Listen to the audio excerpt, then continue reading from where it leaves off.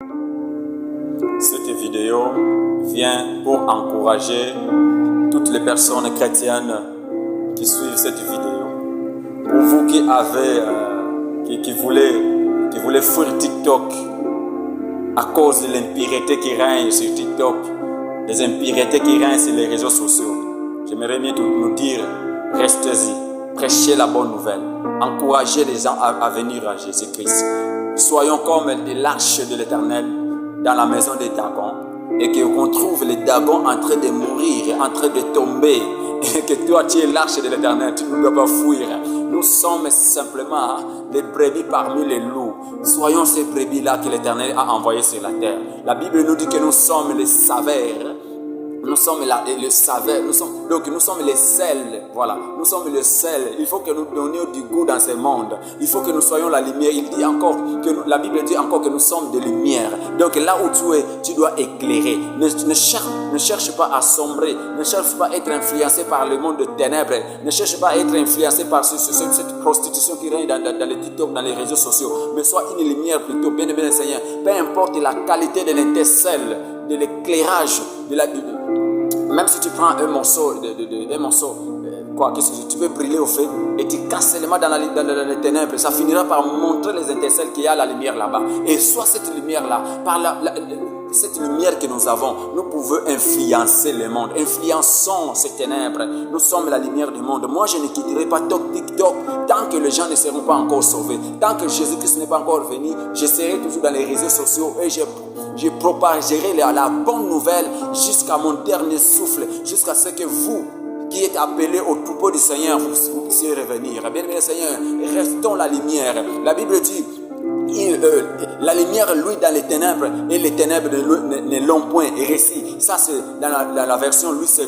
Mais lorsque nous parlons beaucoup plus, j'aime bien la version Semère qui dit les ténèbres ne l'ont point étouffé. On ne doit pas t'étouffer. C'est toi qui dois nécessairement éclairer ces ténèbres. La lumière parmi les ténèbres. La lumière parmi les ténèbres. Peu importe l'intensité des ténèbres, la lumière finira par éclater.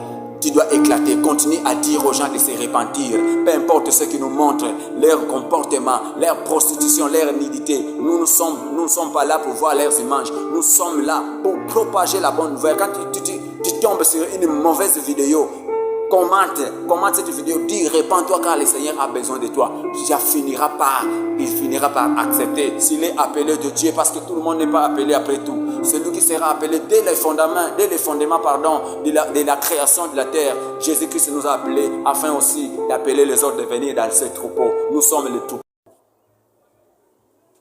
Ta façon de t'habiller est aujourd'hui devenue un moyen de scandale pour les autres. Mais j'aimerais t'assurer, surtout pour les jeunes filles, vous croyez qu'en mettant des morceaux d'habits, parce que moi j'appelle ça par des morceaux d'habits, en mettant ces morceaux d'habits-là, où toute votre nudité, ceux qui doivent être cachés, votre intimité est toujours dehors. Vous croyez qu'en faisant cela, vous appelez ce qu'on appelle les hommes sérieux? Non. Ne vous y trompez pas, bien-aimé le Seigneur.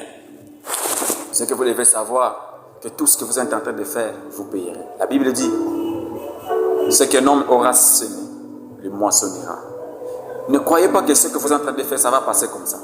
Tu t'habilles de façon mal. Et il y a certains chrétiens chrétiennes qui poussent même des arguments en disant, c'est-à-dire Dieu regarde le cœur. Non? Est-ce que vous avez déjà lu, lisez un peu 1 Samuel chapitre 16, verset 6.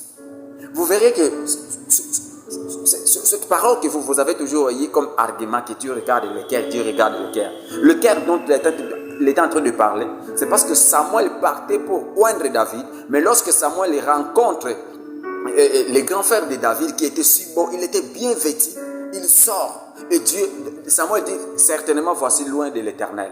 Alors qu'il n'était pas loin de l'Éternel, Dieu lui dit, Dieu ne regarde pas ce qui frappe les yeux de l'homme, mais il regarde le cœur de l'homme. Les grands frères de David étaient bien habillés.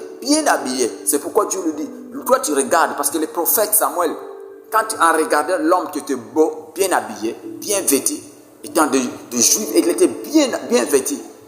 Et Samuel pouvait envier sa façon. Et il dit, Dieu lui dit, Dieu ne regarde pas ce qui frappe les yeux de l'homme, il regarde le cœur.